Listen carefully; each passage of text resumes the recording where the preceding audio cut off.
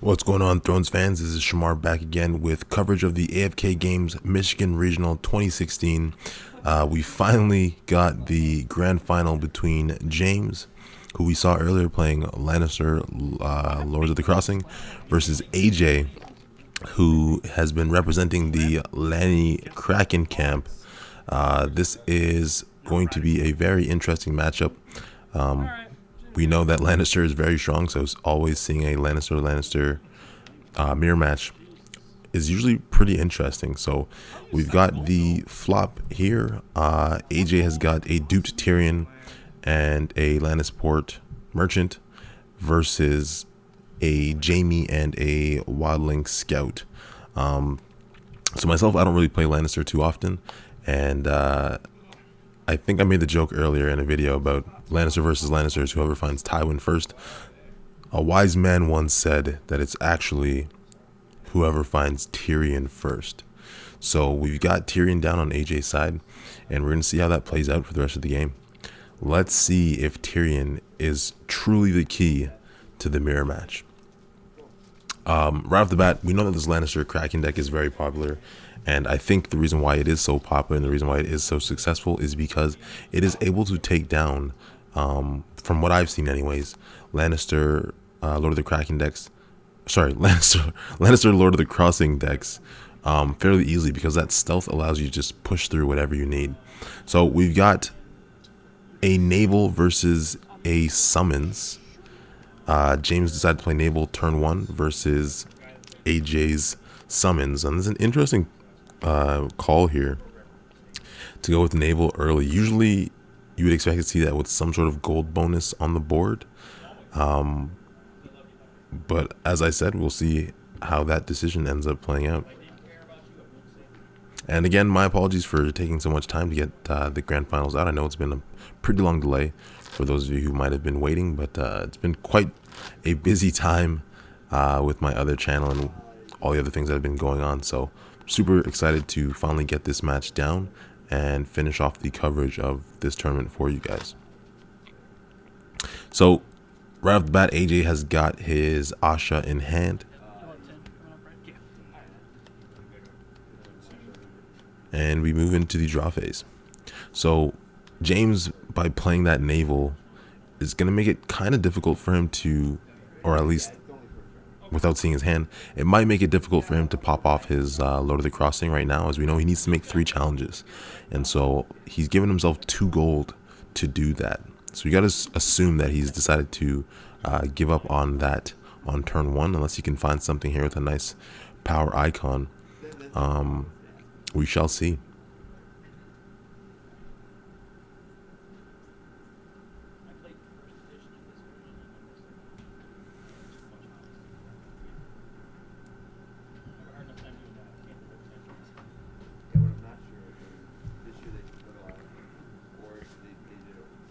So James has selected to be first player. We know that he's got 2 gold and his 1 reducer there, so he's able to play something for 3.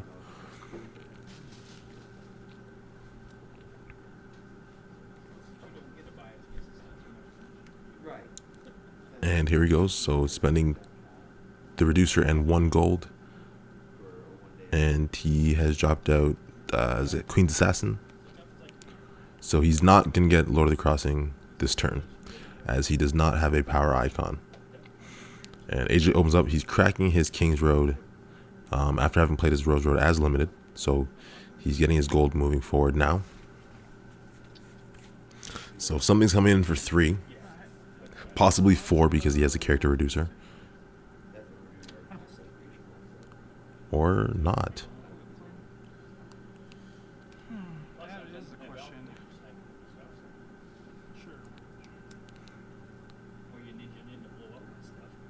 So, oh, sorry, you got treachery. I didn't even see that come out of James's hand. I was gonna say, that's interesting.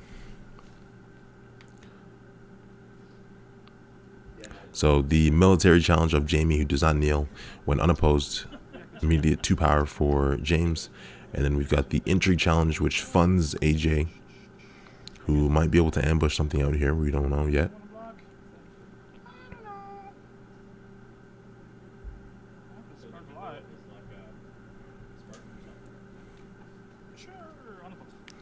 And again, going unopposed on the intrigue, knowing that there isn't really much that's going to come of that.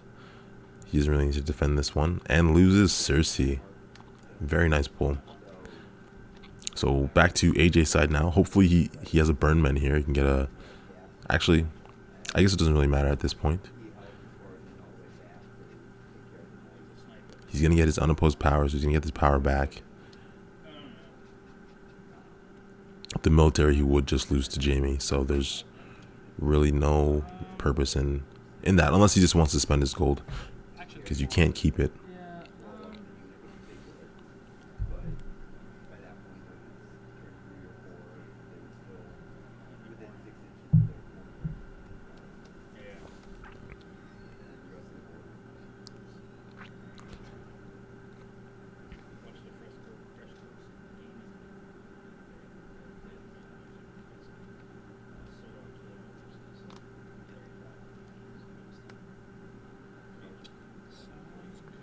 And so the scout has been used to give Jaime stealth.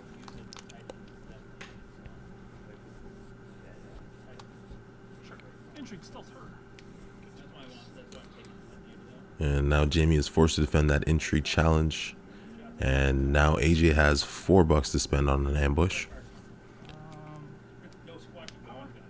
Goes with the unopposed power first. And does he have it? If he does have a burn man, that puts James in some rough shape here. Yep, there it is. So the burn man comes out for 2. And that military icon on 2 strength is going to do some work. As James is now down to 1 character. And you've got to expect a march to the wall play coming here after dominance. Putting AJ up 4-2. You have to expect the march to the wall here. I would be surprised if his deck did not run it. So not looking too good on James's side. Am I telegraphing it? Just let me know, please. I'll change my plot. AJ asking if he's telegraphing it too much here. He definitely hasn't. Oh, I have 7 cards, by the way, at the end of the turn. And yeah, you should have 6, right? That burn man, so good.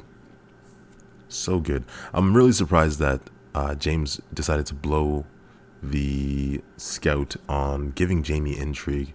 I think if I were in his shoes, I would have simply just defended the intrigue with the scout and then kept Jaime up for this situation here. And that way he would have been still 3 characters on the board, unless maybe he had something in his hand that he felt he really needed, but getting rid of that scout really hurt his board state here.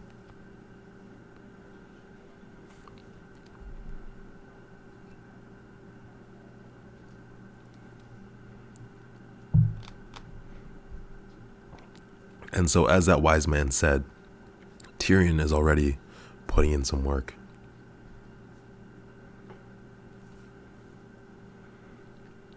So James going over his options. Not really much you can do to stop what's going to happen.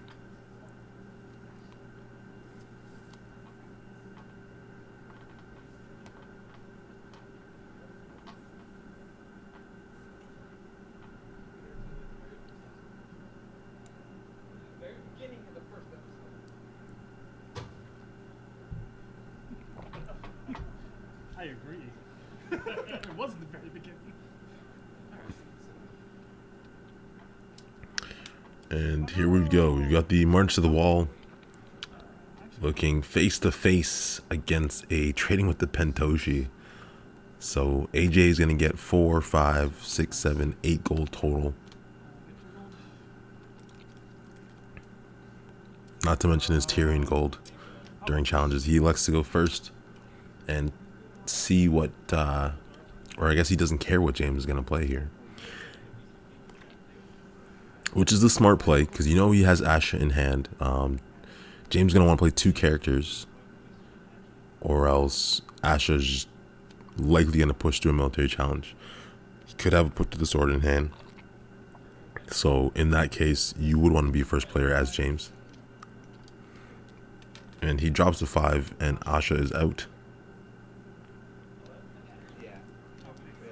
and pays another 4 just like that for a Theon. So 2 stealth military icons, 2 stealth power icons. Sorry, 3 stealth power icons if you include Tyrion. And it's not looking too great for James at this point. So he doesn't have to worry about the put to the sword. However, he likely wants to get 2 characters out here now. He has the goal to do it.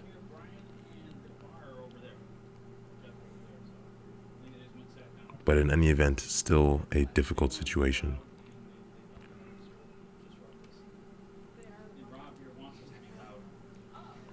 And so interesting here. Some people would, in that situation, knowing what's going to happen, would try to play March to the Wall to match your opponent's Marched. You only lose 1 character. They lose 2. But in that case, it would have just been Tyrion versus an empty board. And we know that AJ would still be able to afford Asha, but at least he would not be able to afford Asha and Theon. So. Alright. I can hear it now. Yeah.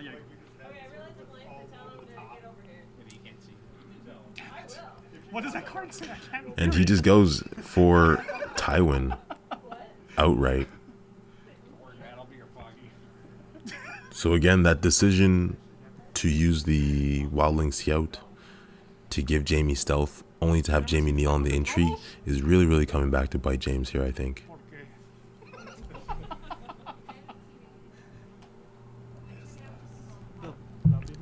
Especially because he's playing Lord of the Crossing. So currently he's just playing a blank agenda, as he's not even able to get that off. Actually, I can't even say that he's playing a blank agenda. He's currently playing an agenda that just says, on your first challenge, likely your only challenge, you're going to get -1 strength. So he's currently playing the -1 strength agenda, which is very, very limiting. Let's start with intrigue. So we got the intrigue stealthing Tywin, Unless you don't want me to. giving AJ more money, so putting him back into put to the sword range. Let's see if he got some burn men in there. Some burn men. And there goes the tears. It could have been useful if Tywin was able to make it out of challenges alive. Likely would have taken out Asha.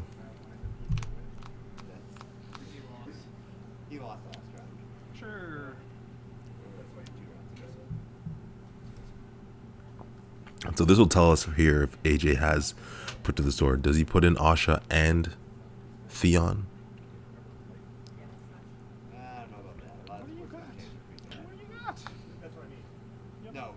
Or Theon Burnmen with stealth on Tywin to force?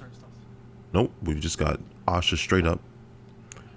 Stealthing Tywin, so no put to the sword play here. As the Hound comes out, That makes sense. nice play. To defend that challenge and win it, so Asha does not stand again. However, we've got a Widow's Well play. So Asha is now at 6 strength, and Widow's Well on the other side as well. That Lannister mirror match, gotta love it. Win this round. So the Hound does win, Asha does not stand. And forced reaction, James likes to lose a card from his hand and loses a hand's judgment. And so we've got power still. And he goes for it. So power stealthing Tywin, that's going to be unopposed power, claim, and Theon's reaction, which is a very, very large power swing. Tywin's only going to do 1 challenge. We know it's not going to be a military challenge. I'm good. Likely just going to go power for power here. And then lose dominance as well.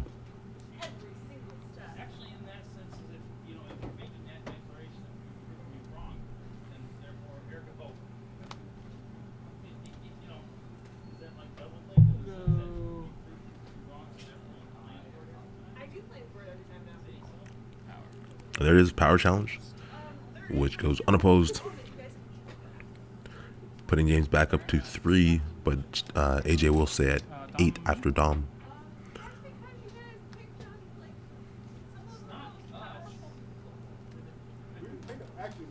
on them. We were trying to pass by. They picked on us. I gotta say, you did well that turn. All you did was kick them and throw stuff in their face.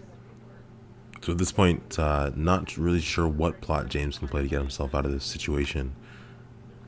Fortunately, he does have that 2 extra gold coming off of Tywin here, which might change things for him a little bit in terms of getting enough characters out to actually possibly trigger his agenda. Although we know that it's very likely that, unlikely that he will, because he wants to obviously defend challenges. Although AJ's stealth will make it more available to James if he's able to get that icon spread, as he won't be able to kneel as many characters as he would want to. So it's a very interesting situation here.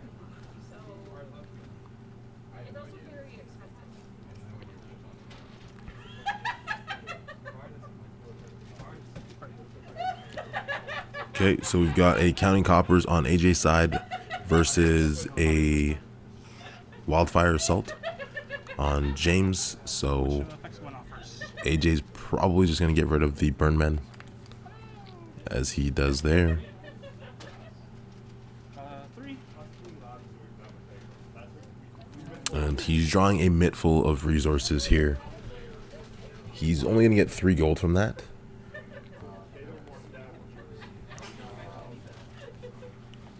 But 3 gold at this point is probably more than enough. Versus the 6 on James's side, who plays his first Rose Road. Sorry, I owed you a card. I owed you a card.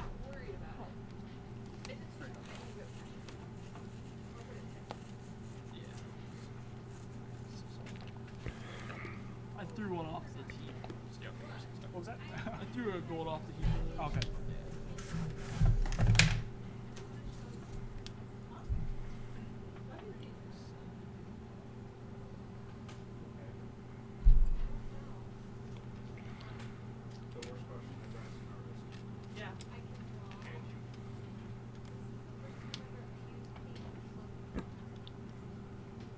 So James, having pulled a Cersei from AJ's hand earlier, is now able to play his own, and at this point he's able to get his 3 challenges off and possibly trigger Lord of the Crossing.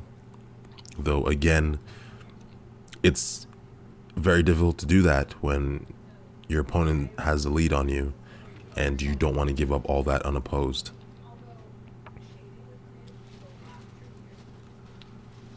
And that looks to be a seal the hand placed on Tywin.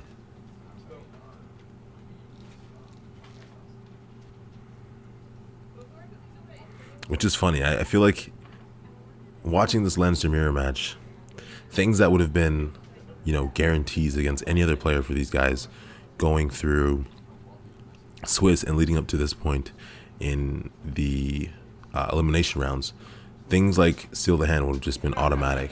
But now you got to worry about treachery and all the other Lannister shenanigans, like things I do for love, etc. So it changes your whole thought process when it comes into the things that you want to do and how you want to do them moving forward.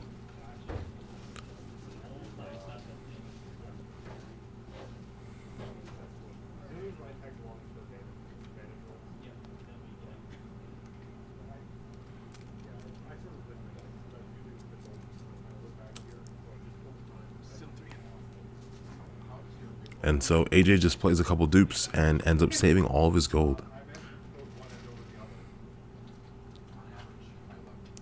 So now the onus is on James.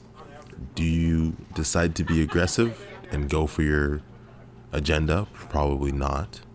Because you don't want to give up 3 unopposed. Obviously that'll put AJ to 11. With the power claim, that would put him to 12. And Theon's reaction would put him to 13, dominance 14. So you really don't want to do that. And also, none of your guys have stealth, so then you're wondering, is it even worth it to, leave them all standing? Versus 3 stealth characters.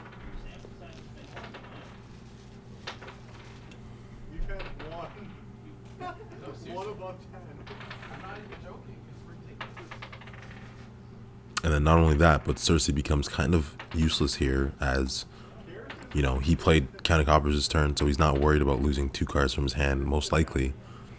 Don't let her roll that tonight. But he has to go for it here. So, intrigue challenge of 8 because of Lord of the Crossing.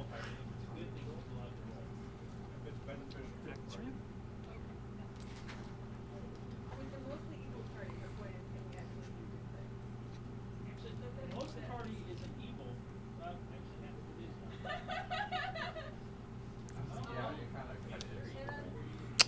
And we've got, like I said, Things I Do for Love. So Cersei is now being bounced back into James's hand. And that's the only card in his hand. So when Tyrion gets to pop off his intrigue, we know that Cersei is now gone. So he goes unopposed on that challenge, loses a copy of the Hound. We know that he went unopposed because he has dupes on Theon and Asha now. So, and I guess James doesn't have any gold either for tiers, but he's pretty safe.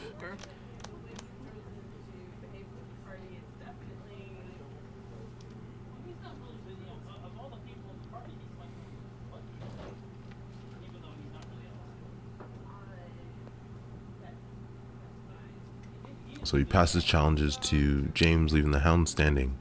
But the Hound's not going to be able to defend anything here. They're just going to stealth him out. Which is 0.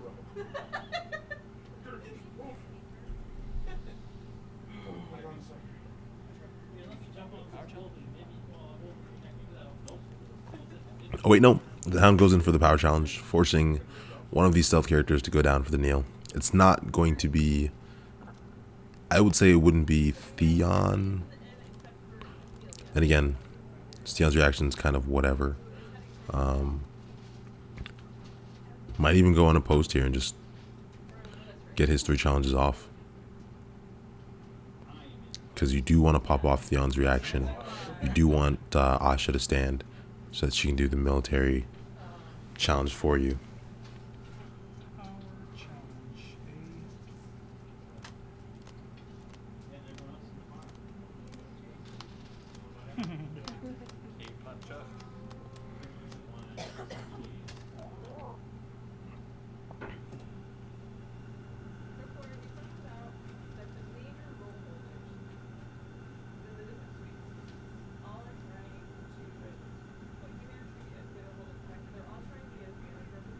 And it is a power challenge of 8, I believe, as it's the second challenge.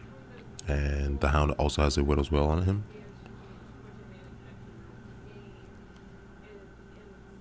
So he's going to forego the intrigue icon and use Tywin to block. Was that your third? Yeah. You only did 2, didn't you? No, I did, so intrigue. I guess it. You didn't do No, military. the military? Oh. Alright. Oh, yeah. So just, you don't power then. So, unopposed and claim.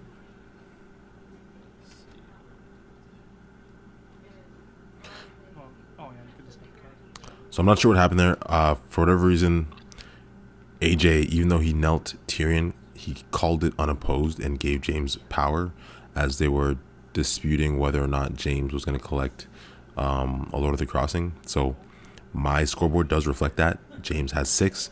However, it should be 5 because that was, in fact, an opposed challenge. Because I know I'm going to get comments about it. So just to clarify, that's why the scoreboard says 6. It was a player mistake, and my scoreboard just represents that. So we got a military challenge with Asha, which goes unopposed. She stands as her reaction, putting James up to 9. Power, stealthing, Tywin, I guess. And power, stealthing Tywin and the Hound. Actions. So she stands unopposed, power claim, and Theon's reaction is another power swing, putting AJ up 11 to 5.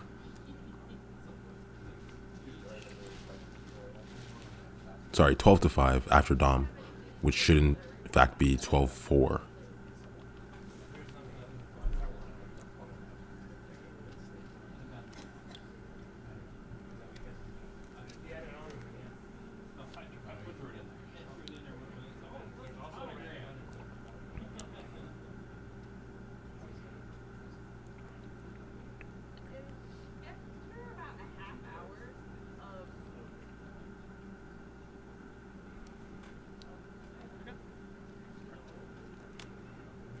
And finally, AJ's Noble Cause comes out versus the confiscation on James's side, which gets rid of that Widow's Wail off of Asha, which, I mean, she never really needed it to begin with.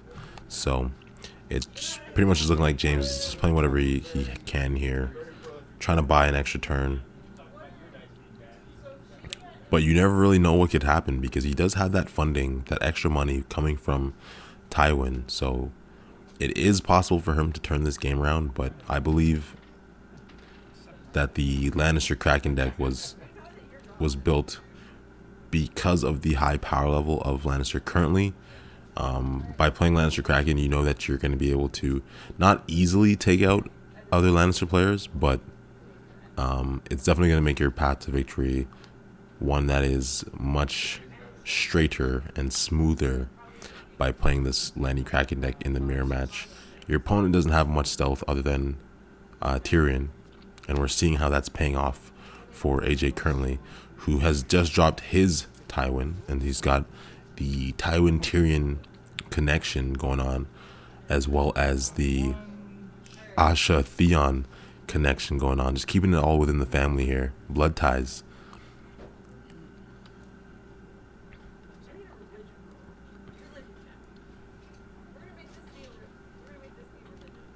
And I mean, if I were a betting man, I would probably say that this would be the last turn.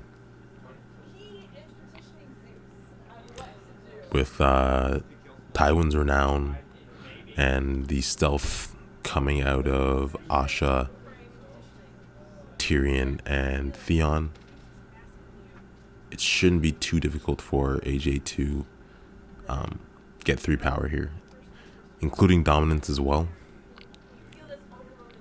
But we'll see how James decides to play this out, if he has anything that he can do.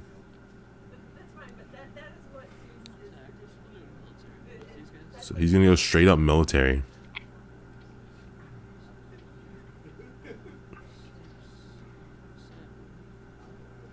So Tywin will be at 12. The Hound will be at 8, which should make it a challenge of 18. -1 for Lord of the Kraken. Lord of the Crossing. I don't know why I keep saying Lord of the Kraken.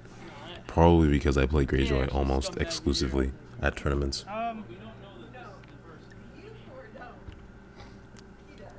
Although I do have a nice Tyrell Kraken in the works.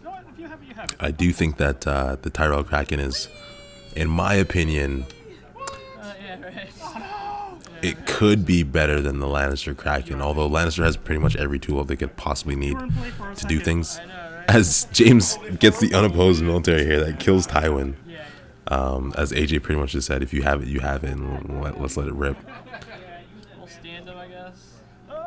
Sure, go ahead. And so we've got 12-7, which is very respectable, knowing how poor James's luck has been this game. It's pretty great to see that he still managed to squeeze out that 7 power. And he used his Seal of the Hand to stand Tywin, but Tywin's pretty much just going to watch everybody run by him here. Oh, yeah, no, sorry.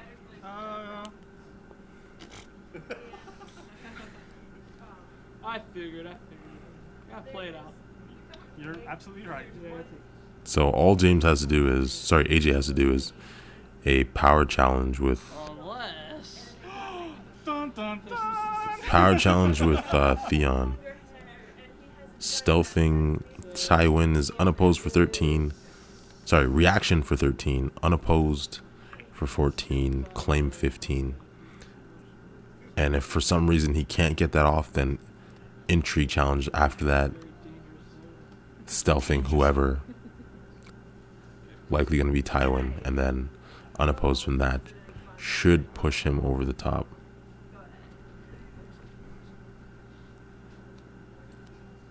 all mixed up. I don't know what to do.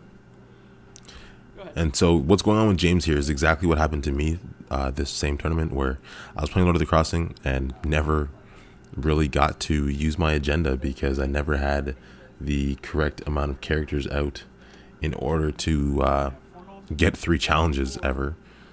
And that's, in my opinion, the problem with that agenda. It's very situational and very matchup dependent, and relies more on what your opponent's deck does than what your deck does. And currently there's too many ways to stop you from getting 3 challenges to make Lord of the Crossing the strongest, in my opinion, the strongest selection. Bad props for Jedi mind. So AJ's thinking this out here, trying to figure out what he needs to do. Alright. Here, my hand was, my hand was so nice. I couldn't think. I'm like, I didn't even think about it. You should have built the wall. Power. Yeah. So we got a power challenge stealthing Tywin I'm sorry. Power. with Asha, who lost her stealth due to milk, and Theon, who still has self. That power. Unlimited power.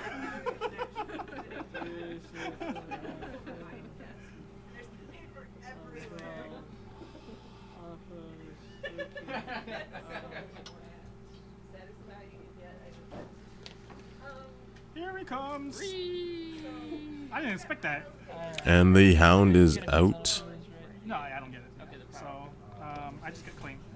So AJ easily could have just, used one character on that challenge and just guaranteed that he gets 3 out, and he would have won this. That'll be 14 only. Okay, I'm bad. So, I'm bad at the alright, so I win. Get that guy out. So he wins the intrigue, goes unopposed, tears on the Hound. Team. Oh, unopposed. So unopposed was into 14 And you win Dom. and loses dominance. So AJ somehow managed to botch that turn. You're the guy with the sealed hand Tywin. That's not, No, you're fine. I think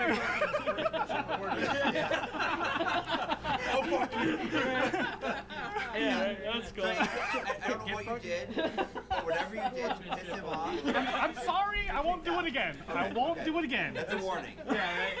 If I hear him swear at you again, you're gone. Get him out. Get him out. And so just a whole bunch of jokes were going on at the store at this time. And shout out to James and AJ for being great opponents. There was no salt or bad blood between the two after this game. James was a great competitor. And